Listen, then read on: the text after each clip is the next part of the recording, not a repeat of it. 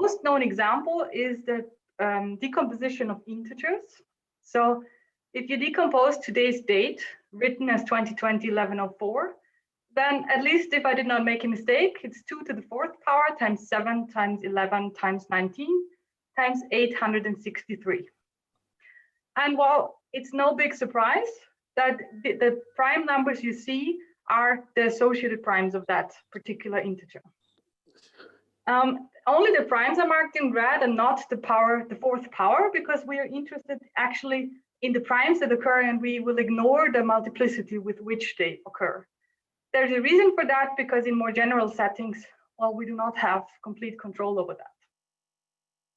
And a different way of writing the decomposition would be in ideal terms. So if you look at the ideals generated in the ring of integers, as the algebraist now would say, that means you take the integer and look at the set of all multiples of that integers, and we write it in these round parentheses as shortcut notation.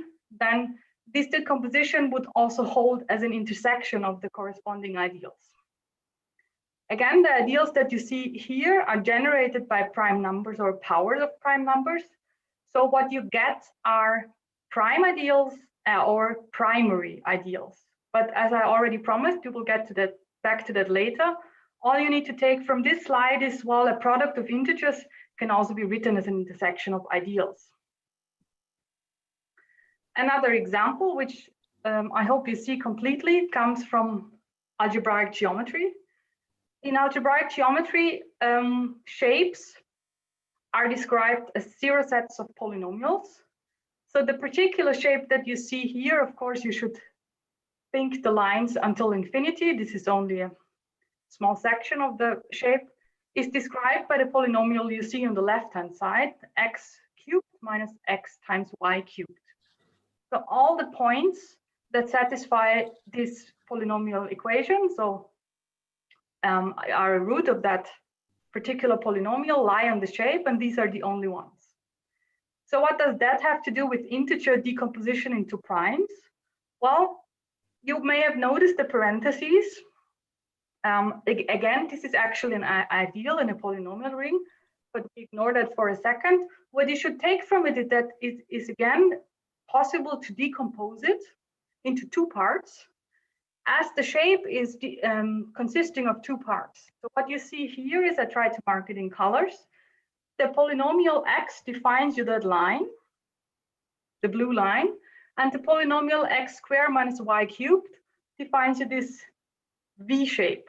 So the geometric shape that you see that is defined by a polynomial actually consists of two parts, and both of them correspond to somewhat irreducible components.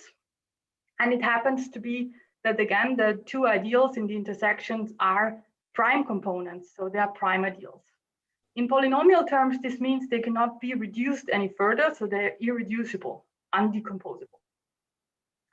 So here again, like before for the integers, we can decompose also a shape into its building blocks, like the prime powers are building blocks of integers. Another example coming from combinatorial commutative algebra is, in my opinion, slightly less intuitive, but maybe if this topic is,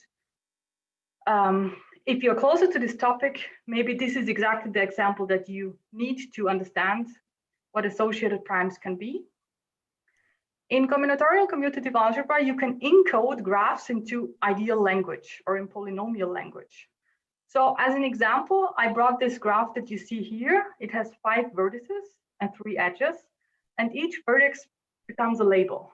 We label them by x1 up to x5 because axes remind us of variables of polynomials. And we translate the graph into an ideal by using monomials in the variables. So the edge x2, x4 becomes the monomial x2 times x4. The edge x1, x4 becomes the corresponding monomial x1 times x4. Third edge, x3, x5, again is expressed as a monomial. And then inside the polynomial ring, you can again generate an ideal by these monomials. We'll get back to that later, not that important right now. And we can decompose it again into building blocks. And the building blocks of this, what is called edge ideal, because it encodes the edges, it decomposes into 4 things. So what are the 4 things? The 4 things, surprisingly, are again, or surprisingly to me maybe, have an interpretation in graph theoretic language. They correspond to minimal vertex cover. So the first component, x3, x4, is a minimal vertex cover of the graph, meaning every other vertex is connected to one of those, and you cannot make it any smaller. If you take one away, then one vertex is not connected anymore. Then instead of x3, x4, you can also take x5, x4, because x3 and x5 are very symmetric in this graph. And if you do not want to take x4, well, then you have to take 3 vertices. x1, x2, x3 is one minimal vertex cover, and again, you can flip x3 and x5 and get another minimal vertex cover. And while if you spend a little bit of time with this graph, then you can easily verify that these are all the minimal vertex covers that you can find. And in ideal language, they are the decomposition into building blocks, into prime building blocks of what is called the edge ideal. So there is a very intrinsic relation between the edges and the minimal vertex covers, even in algebraic terms. You can flip the roles of these two to show you the dual example. You could also interpret the monomials that generate the ideal as the minimal vertex covers. So instead now of multiplying the edge ends with each other, we multiply the vertices of a minimal vertex cover with each other. So you see the same combinations, but now they're multiplied with each other.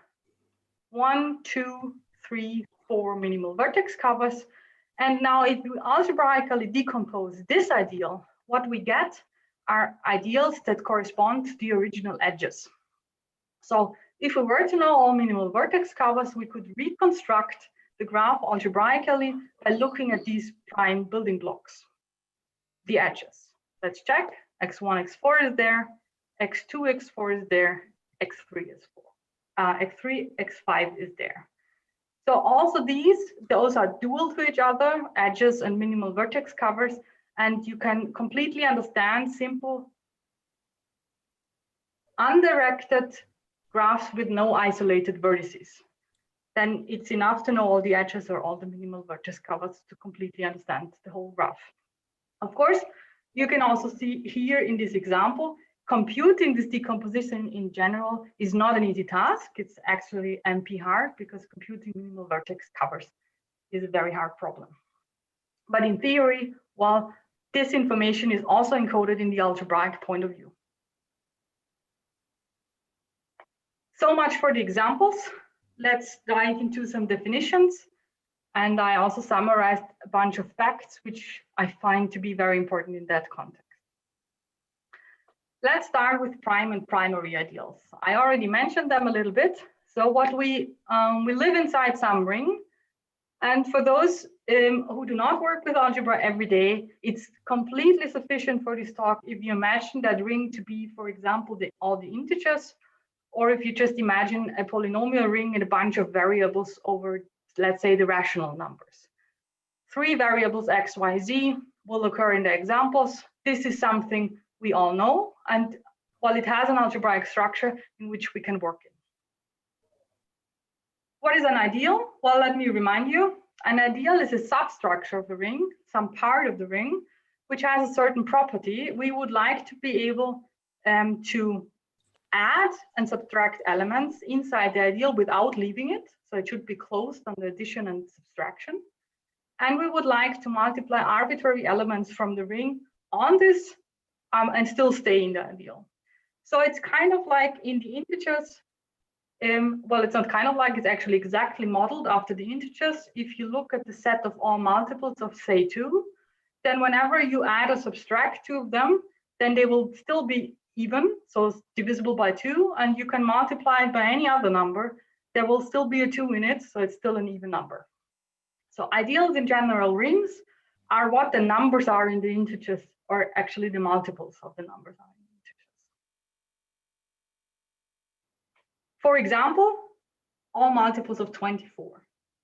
Even more funny it would have been if I typed here 42 because it's the answer to everything. Maybe I try that in my next talk.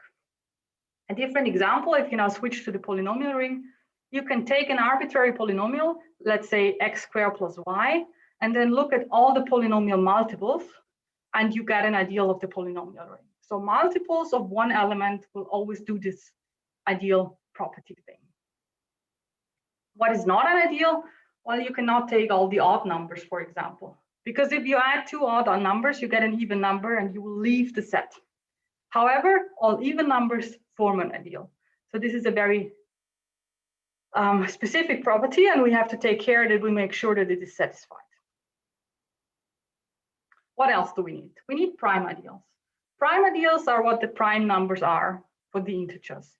What we want is whenever we have a product in this ideal, then we want already one of the factors being there. This is like the prime numbers in the integers. Well, you cannot decompose it into two parts, both being not 1 or -1. Yeah, so there's no way to further decompose it. And this is the prime. So maybe I try again to point. The ideal property is whenever you put two things together, both of them had already, or one of them had already to be there. So it should be a multiple of the prime number, or at least contained in that prime ideal. For polynomials, irreducible polynomials are such a thing. If you cannot decompose it any further, then it generates a prime ideal, but they are not the only ones. Prime ideals can be combinations of several elements. So there's not only multiple of ones, also linear combinations of generators could do the trick. So it gets more complicated in the more general setting. And then let's look at some examples. Well, of course, in the integers, I have already mentioned it, all the prime numbers generate prime ideals. So these are our model primes. We would like to generalize their properties because they help us understand the integers. In the polynomial ring in one variable, all multiples of irreducible polynomials are such a thing. For example, x squared plus 1, if we only allow solutions in the rational numbers. Of course, if we would replace that by the complex numbers, then this would not be irreducible. We would be able to decompose it into linear factors. Now there should be an example which is not a prime ideal. Well, 6 is not a prime ideal of the integers because 2 times 3 definitely is in it, but neither 2 nor 3 are divisible by 6. So this would not be a prime ideal. And again, you can also do this in the polynomial ring, even in more variables. You have an obvious product of two things, then it cannot be a prime ideal, the ideal generated by this element because, well, the factors are already there, but they are not divisible by the product of the two factors. Like here, for example, x squared. All right, so the last notion that we definitely need. So we now have ideals, which are the more general numbers in general rings. We have prime ideals, which play the role of prime numbers. And now what we need is, we need some notion of prime power. And here the situation changes completely with respect to the integers. We cannot just simply multiply prime ideals or power of prime ideals and get something that behaves similarly to what prime powers do in the integers. We need a slightly different notion, which keeps the properties that the integers have. And this is called primary ideals. And what primary ideals are, well, I'd like to explain it with the example, all integers that are divisible by 8. So in the integers, it's prime powers. That's the same thing. Yeah, so we don't need to worry. So what is the special property that numbers that are divisible by 8 have? Well, whenever I have a product, a times b, and I know it's divisible by 8, so it is inside this ideal 8z, well, then I know either one of the numbers is already divisible by 8, or both of them are even. So I have 3 times the number 2 in this product. So either they're all in one of the factors, or both of them are divisible by 2. And what that means, in other words, is, well, if they are both not divisible by 8, then some power of them definitely is. Well, in that particular case, we only need to power them up at 3 times, because then we have 2 to the 3 definitely in it, maybe even earlier. So this is the property that we definitely need in a general ring.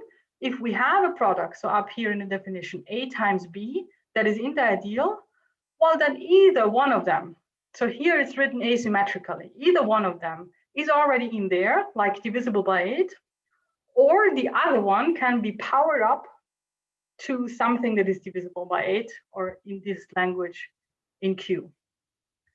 And well, I never mentioned that we are in a commutative setting, so this is definitely the point where I have to admit everything is commutative. AB is equal to BA, so it would also need to hold the other way around for primary. So what you actually have is either A is already in the ideal or B is already in the ideal, or both of them can be powered up to something that is in the ideal. And with powered up, I mean, they are in some sense a root of something that already lives in the ideal. So we have a root of an element.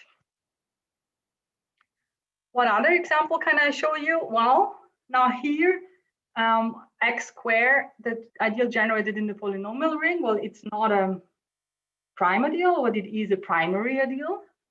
When the same argument holds, whenever you have something, a product that is divisible by x squared, then because the polynomial ring allows unique factorization, as well as in the integers, you know that, well, either one of the factors is divisible by x squared, or both already contain a square, an x. And then again, you can power them up and find an x squared in some power of them.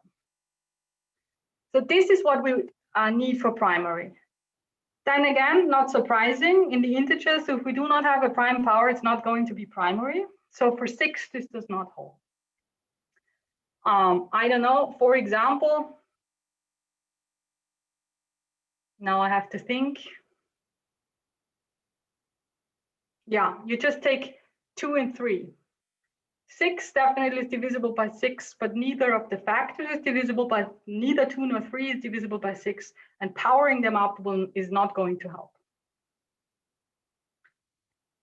All right, so these are the 3 types of things that we need: general ideals, prime ideals, and primary ideals in replacement for arbitrary integers, prime integers, and prime powers. And now what we need is a connection between primary and prime. Like we had in the integers, each prime power belongs to a prime. So it is the power of some prime number. We have something very, very similar in a general setting if we look at what is called the radical of an ideal. So if you take something that has this primary property, what you can look is at the radical. We write it already as this root symbol because it is actually the set of all possible roots of stuff in Q.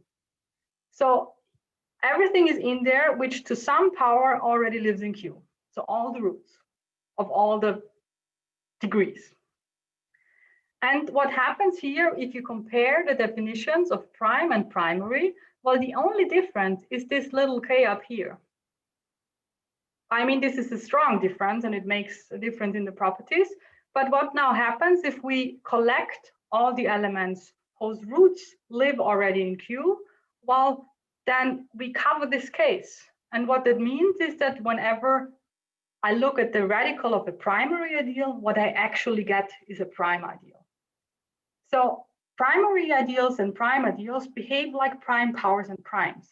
Every primary ideal has a prime which is connected to it by extracting roots, like for the prime powers, the base. So these are the 3 things that we need, and these are the things we would like to decompose stuff into. Yes, maybe that should be mentioned. We also call that primary ideal then P primary in order to clarify what is the prime belonging to it. For example, while this is not a surprise, if you look at the radical of the ideal generated by 8, well, it's the ideal generated by 2. 2 is the prime that belongs to 8.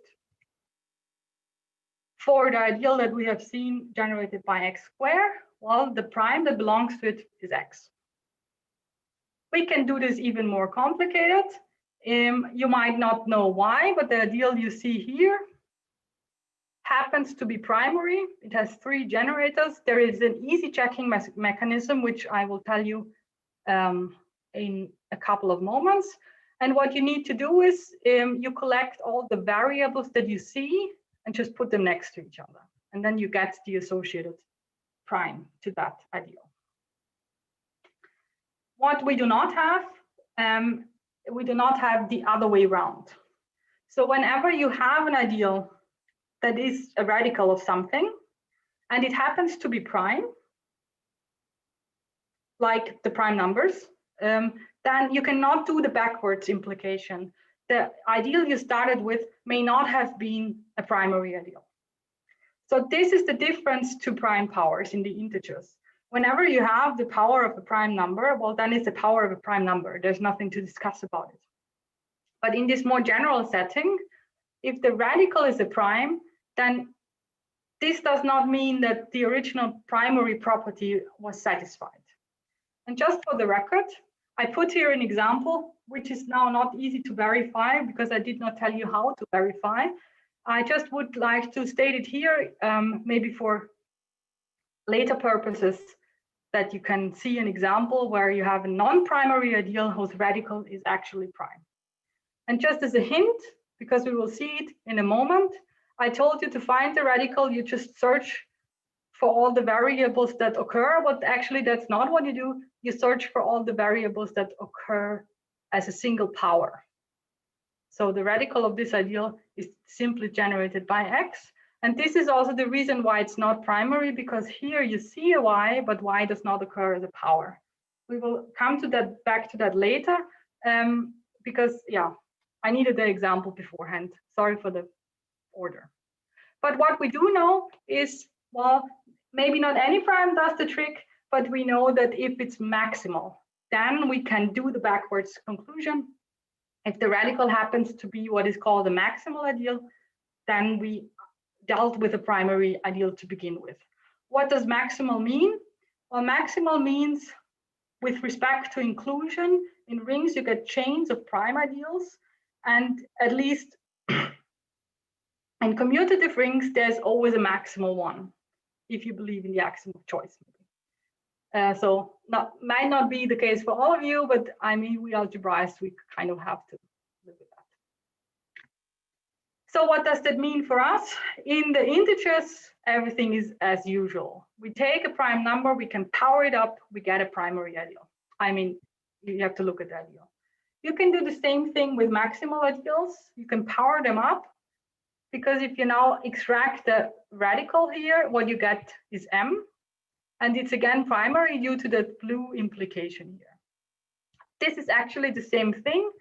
Prime numbers generate maximal ideals in the integers because there are no real chains. There is only prime numbers and 0. But we do know that the red implication that I already crossed out is not true.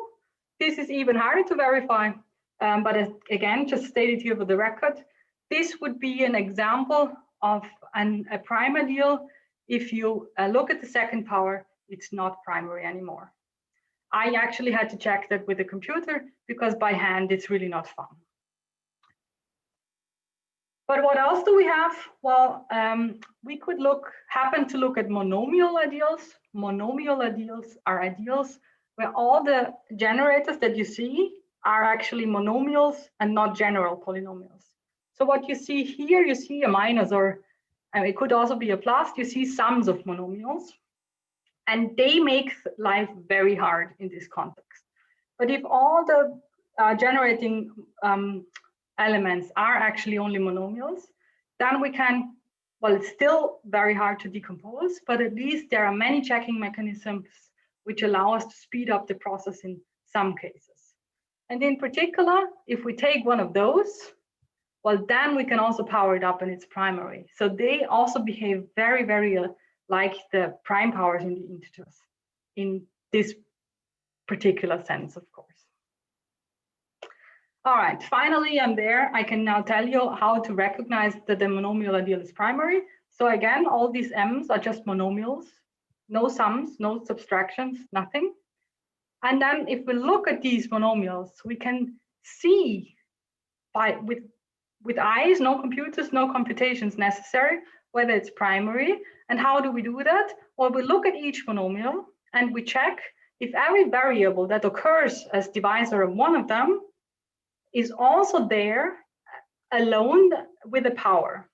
So for example, you have the generator xy, then you need a power of x and you need a power of y to be primary. And if it's not there, it's not primary. So you do not need to understand the whole ideal. You only need to know the list of generators. And you can already decide by looking at it whether it's primary or not. So if a power of each variable that divides one of the MIs already occurs as a generator itself. This is how we can decide it in monomial ideals.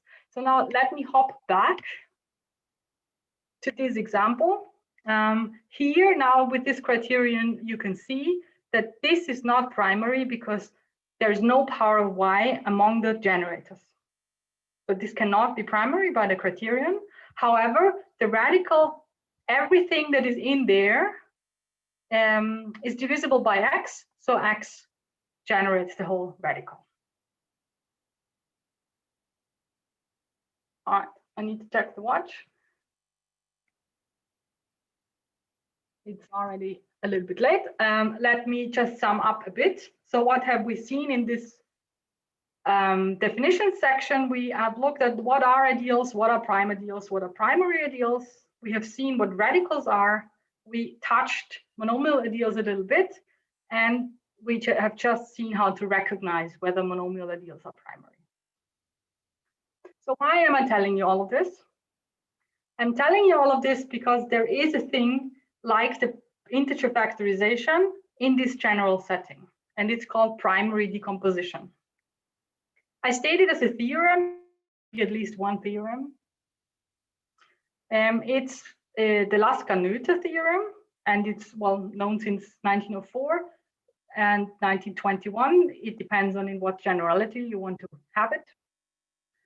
And what we have here is we are living inside of a Noetherian ring named after Emmy Noether. But that just means there is some finiteness condition. If you remember the chains of primes that I was suggesting in a Noetherian ring, well, this cannot go on forever. It has to stop. So they cannot be infinitely long.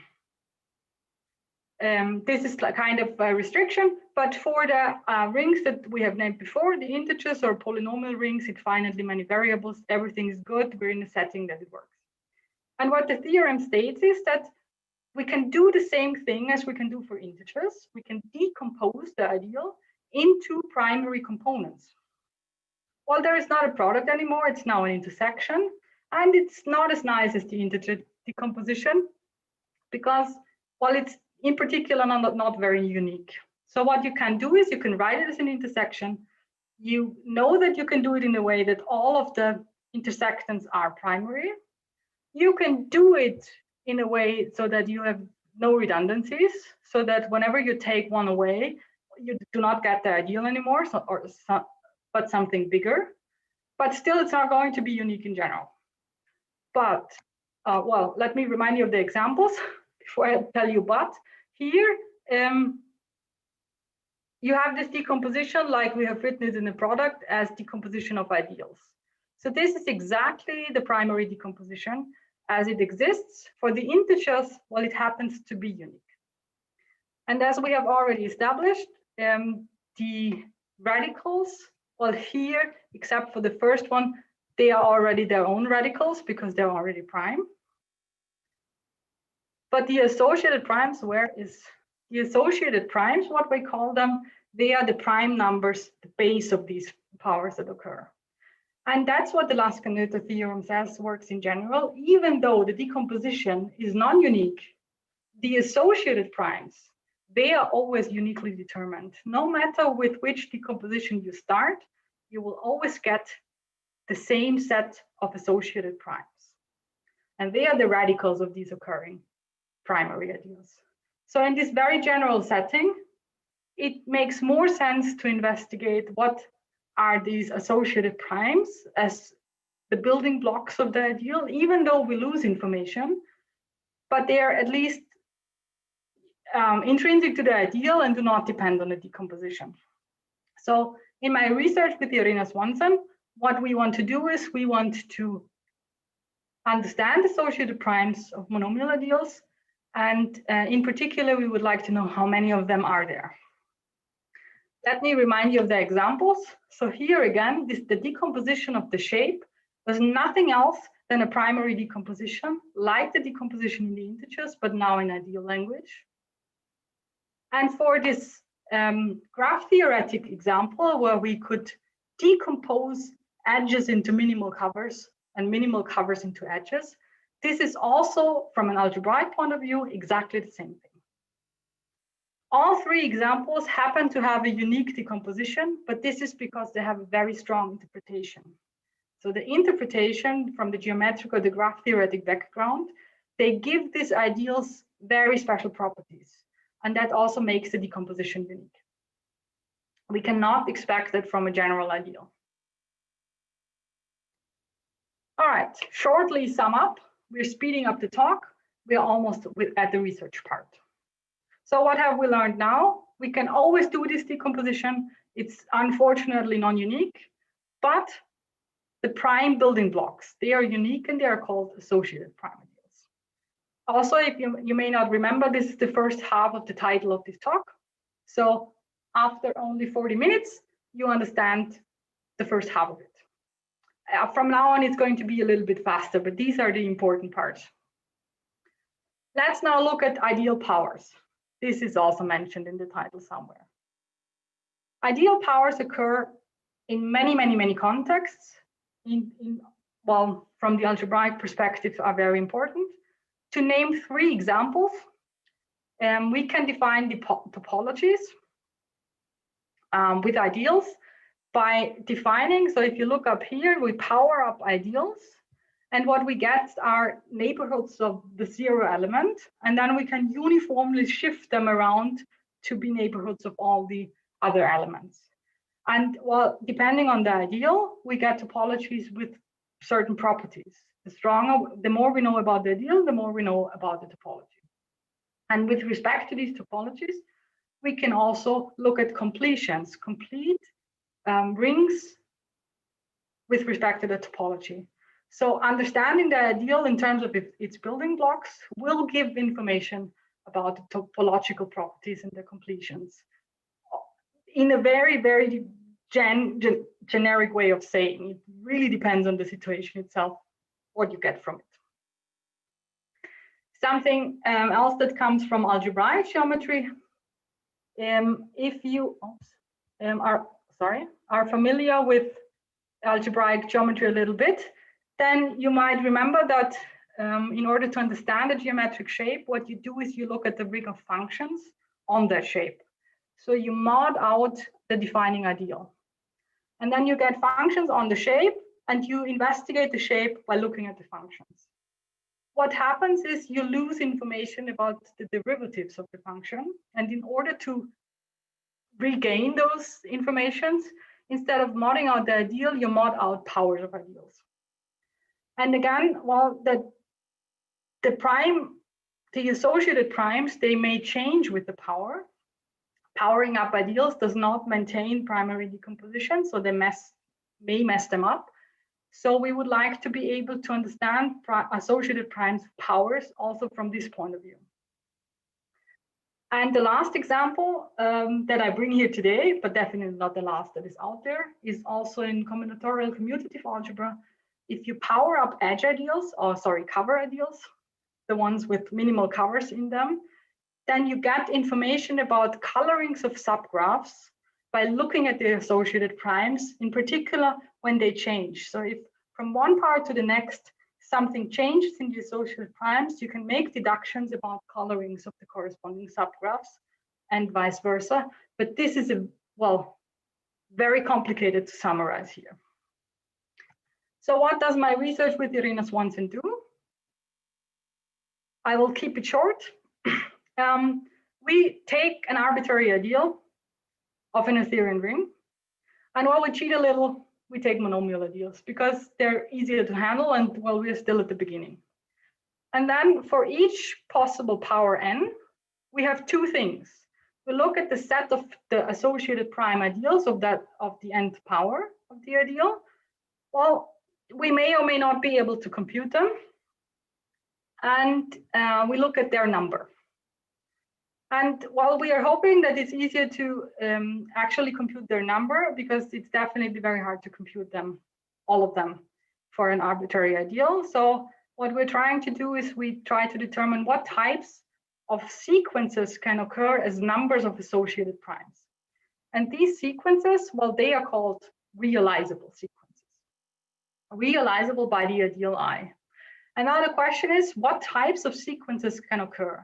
Now, if you take an integer and you decompose it into CD associated primes, if you power the integer up, the associated primes are not going to change. They will always be the same prime numbers. They occur with higher and higher power, but well, we have already established that we ignore that. So this is just a constant sequence. So what can happen for more general ideal? They are not constant. Do they have to be monotonic? Do they have to have certain behavior? What do they have? And so this is more or less where I will, this is going to be my last slide because I'm already speaking for a very long time. What do we know about them? Well, maybe at the end, I will also ask some questions, which I still have. So we started by investigating what is known. Many things are already known. First of all, what we know is that they always eventually stabilize. There is a theorem by Brodmann that has been proven in 1979, who has shown that not only does the sequence stabilize, the set of associated primes stabilizes at some point. So we have to get up, who knows how high, but then at some point they will stop. So there is a point where we can stop computations in theory because they would be too hard anyway. So we know realizable sequences stabilize at some point. Well, then there are a bunch of classes known for which the sequences are non-decreasing. So actually, the bunch of classes known for which not only the sequences are non-decreasing, but also the sets of associated primes can only grow bigger. I mean, they could stay the same or grow bigger, but we cannot lose primes that were once associated. To name you a bunch of those classes, well, there's one well-known example by Ratliff coming from the geometric investigation. If you have an ideal whose power have a very special property that they are integrally closed. And by integrally closed, we simply mean, well, I wrote it there next to it for the ones who would like to know the details. That means that these ideal powers have to contain solutions to monic polynomials, certain monic polynomials where these coefficients come from the right power of the ideal. If we have this very strong property, and this is not some arbitrary property, so there are applications in geometry where ideals actually have this property, so it made sense to ask the question. And there we know once prime ideals are associated, they stay associated for the remaining powers, all infinite ones. Another class is what we have seen in the example sections are cover ideals. So we take all the monomials that correspond to minimal vertex covers. And if the graph happens to be perfect, that has something to do with colorings. So it's again a very strong property. Then it's also known that the powers of the ideals do not lose associated primes. This is not a surprise if you remember, I just previously had said that cover ideals and associated primes of their powers have something to do with coloring. So if you know information about the colorings, you also know something about the associated primes. And the third example in this special section on non-decreasing sequences, definitely not the last example, are edge ideals. So for simple undirected graphs, edge ideals also have these very nice properties, which is, from my point of view, very interesting. Here, edge ideals come from simple undirected graphs, arbitrary. For cover ideals, we need the perfectness. But we have seen in the example at the very beginning that there is a dual notion in between, but it does not seem to translate between the two facts. So what else is here to observe?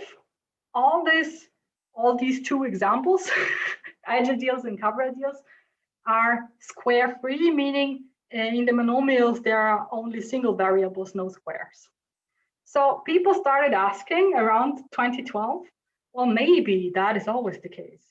As long as we have square-free monomial ideals, let's shove away all the interpretation and meanings like algebraics love to do that. Let's see whether we can do that. Well, it turns out the answer is no. In 2014, Kaiser, Stillig, and Strekowski were able to show that there are square-free monomial ideals whose associated sequences are not only non-decreasing, they're not even monotonic. And the nice thing is, well, they did this using an old example graph by Galai, and they showed it actually with interpretation and meaning. So it was not possible to throw everything away. And just to show you one of the examples that they have found, this is one of the sequences. It stabilizes here at 45, and the non-monotonicity is just this tiny, tiny fluctuation. So it's almost monotonic, but it's not. All right, so we have non-monotonic sequences. We know that. What else do we know? Well, then people started wondering, what else can we do? And then my Irene Swanson, the person I work with, worked together with the student on, well, what else is possible? And they were able to realize even every non-increasing sequence. So not only do they not all go up or are non-monotonic, we can also do all non-increasing sequences by monomial ideals. Well, of course, they have to be non-negative numbers. They count something. So there are cardinalities. Non-increasing sequences stabilize automatically, so no one needs to worry about that. So these are all realizable. So no, sorry, the question does not appear on this slide, and I would like also to come to an end. So what we are wondering is what types of fluctuations are possible. We have a special class of ideals, which we name after their creators, Bandari, Hebe, and Herzog, where we were able to compute all the associated primes of all powers, describe them in a combinatorial way, and see and determine the formula for the sequences. But the fluctuations are teensy tiny, like the one here.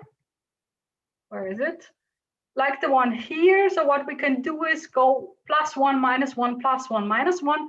We can determine the length. How long should there be a +1, -1, +1, -1, +1, -1, and then at some point it just stabilizes with a little intermediate section. But these are just like teensy tiny. And they switch every second one. So we are working on constructing ideals which show, well, interesting behavior of all kinds, whatever that may be. And we're still at the very beginning, so there's plenty of open questions there. And this is also where I think is now a good stopping point, 7 minutes over time. Thank you very much for your patience.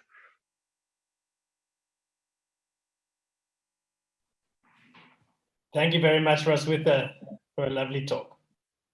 I think that let's everyone, before we have questions, let everyone just thank Roswitha in the African way or any way you feel fit. Let her know that you are here. Thank you. Thank you.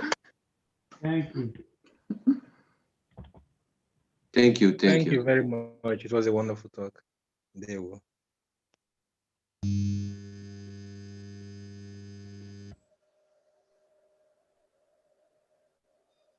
Okay, yes, I think you made a big effort to really explain the concepts to us there, Roswitha, so thanks for that.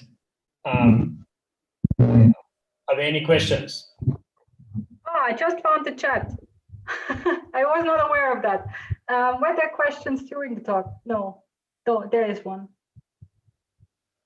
Has the notion of primary ideals been studied in the more general setting of modules? Yes, definitely. There is the notion of primary modules, and there are also decompositions. I'm not at the moment I don't remember the details, I'm sorry. So I have not been working on that for a while, on the module stuff, but definitely there is some theory there. And even more embarrassing in the non-commutative setting, I don't feel at home to talk about it here in front of the camera. But I'm happy to Google, to look it up and send you some literature, but I would also have to Google. That's what I wanted to say. I hope that helps. Any more questions? I mean, if you have an idea working on that stuff, yeah, definitely write me an email. We could start something. I would love that. I mean, this is a great opportunity for me to meet new people, mathematicians who I hope work, at least some of you, in close areas to mine, and I would love to make new contacts. I'm really, this is for me.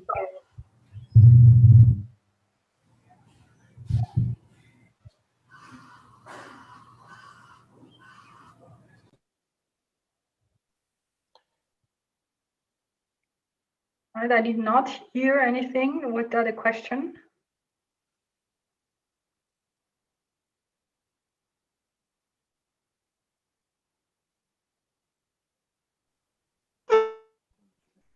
Now the chat does something. Yeah, we've got a question. From related graphs, can we read properties of if primary or non-primary properties? That's that question is too much for me now.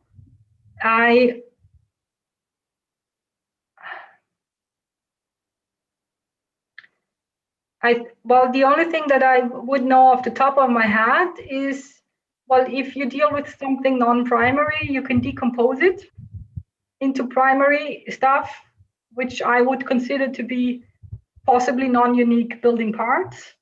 And primary ideals, at least for cover ideals, give you the coloring information or some coloring information, not all of it. I am not aware of any other immediate applications, but then also combinatorial commutative algebra is not my daily business, let's say it like that. What is the motivation for realizable sequences? Well, at the very beginning, people thought they're always non-decreasing. And one was wanting to use this knowledge in more general settings, and then people discovered, no, wait, there is a bunch of things that can happen, and we cannot assume that they are non-decreasing. So the overall motivation was to figure out what is the worst that can happen, and is that really everything, or are there some limits? We kind of think it's possibly everything, but we don't really have any evidence for that. All right, and then I see in the algorithmic point of view, do we have algorithms for primary decomposition? Oh, sorry, primary decomposition. How is the complexity? I'm interested in the case of polynomial rings. There are algorithms for polynomial rings. They're NP-hard. So they might not finish. That's probably one very important information. If you do have monomial ideals, it's still NP-hard. They still might not finish, but the algorithm is easier. Easier in terms of understanding. What you do is you take a generator that is not already the power of one variable, and then you take it apart in the middle somewhere. Let's say it has two variable powers. Take it apart in the middle, and you write the ideal as